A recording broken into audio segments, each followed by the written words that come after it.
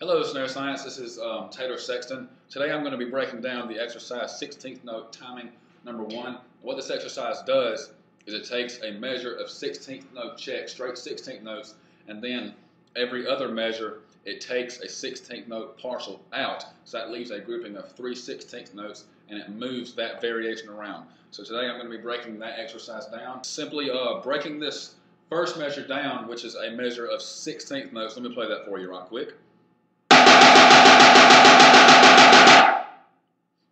Now what you just saw there at the very end, throughout this entire exercise, this is just a personal preference of mine.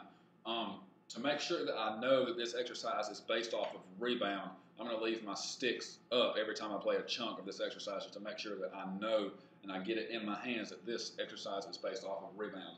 Now, breaking this first measure down, we're obviously going to do it hand by hand. And if you'll notice, if you take a hand out, break it down hand by hand, you'll notice that essentially the underlying exercise here is 8 on a hand. Now, there have been a couple of videos made on 8 on a hand. I know Ryan, Snare Science, did a video on just the basic 8 on a hand. Colin, Phantom Fan, made one on dynamics. But, you know, the underlying exercise, like I said, is 8 on a hand. So in order to break the right hand down, we're just going to simply play 8 on a hand. You can put the left hand on the rim. It's whatever you want. I'm going to put the left hand on the rim. So let me just play that for you right quick.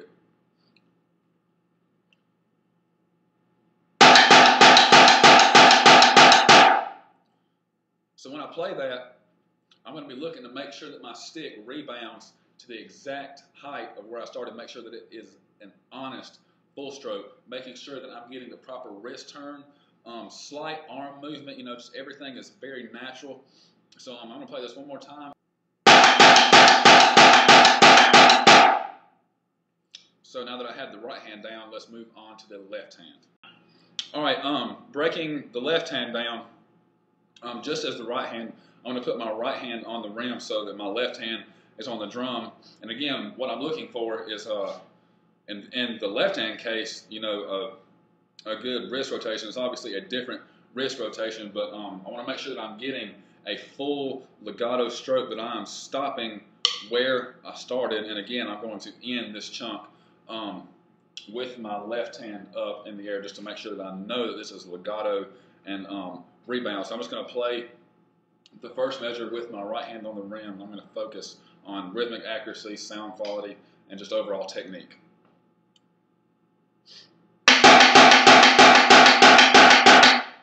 Again.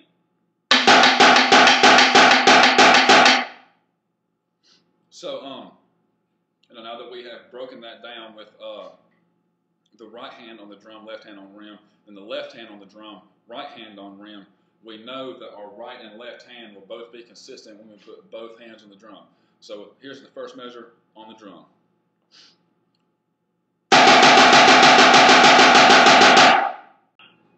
All right, with the second measure, this is the first variation of the 16 note check pattern. You take the final partial, the partial of every beat out, so you have this rhythm right here. You have 1E and, 2E and, 3E and, 4E and, 1. So with this variation, along with the next variation, the right hand will remain constant. It has you know, legato 8 on a hand. It just remains that way throughout the whole first half of the exercise.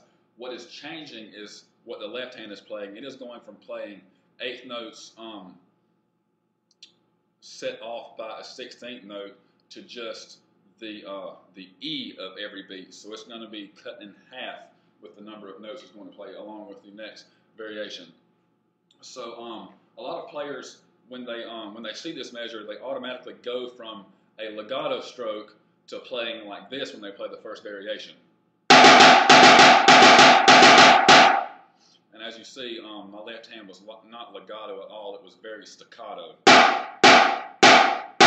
And this changes the whole purpose, it negates the whole purpose of this exercise, which is to remain legato while keeping control of the 16th notes. So here's the check pattern with the first variation.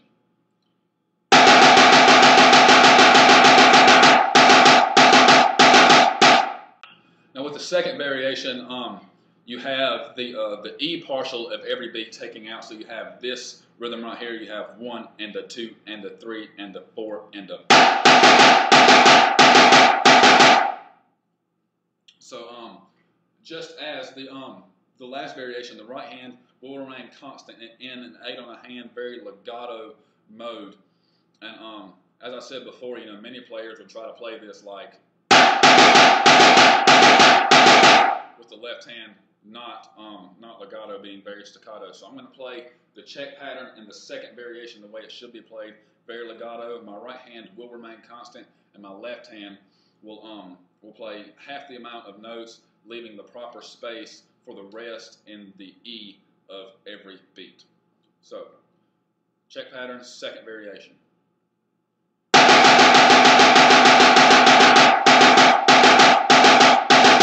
With the third variation, and this variation begins the half of the exercise that where the right hand is not constant any longer. It's not an 8 on the hand type motion, but the left hand is now constant. It is an 8 on the hand exercise that is offset by a 16th note. So with the third variation, you have this rhythm right here.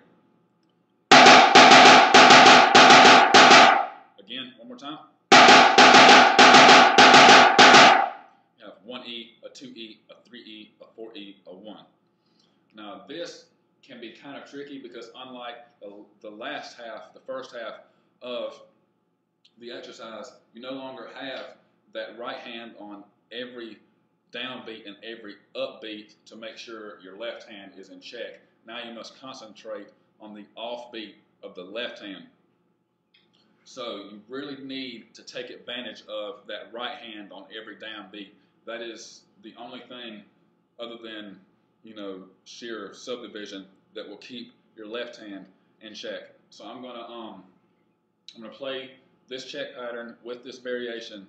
And again, just like the past exercises, the right hand is not remaining constant. So don't play this variation like this.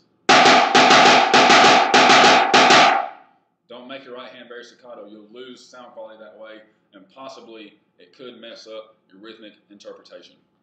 Here's the third variation. Remember, play very legato.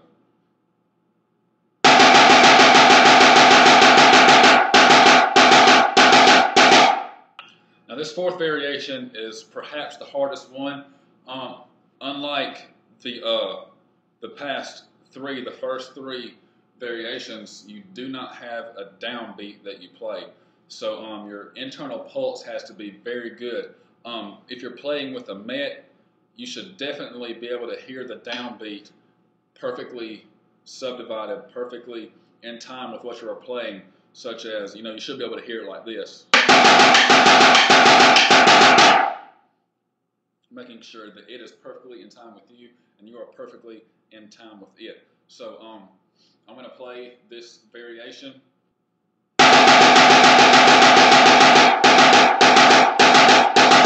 So now I'm going to play the entire exercise.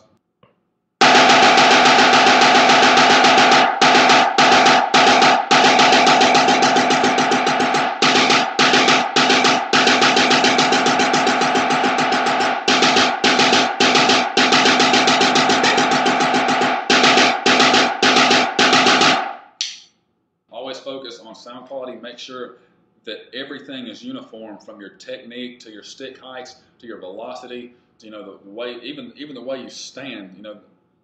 What we do is about uniformity, and this exercise is about making sure that everything is in line and uniform. So thank you for your time. I hope this video has helped out, and I hope to make more videos in the future.